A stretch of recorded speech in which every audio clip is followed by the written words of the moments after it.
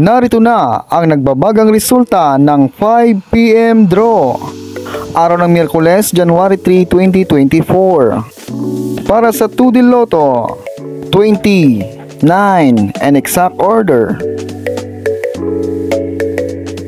Para naman sa 3D Lotto, 5, 9, and 3, and exact order. Congratulations sa mga nanalo. Huwag kalimutang mag-subscribe at mag-like para updated kayo sa mga susunod na draw. Maraming salamat at magandang hapon.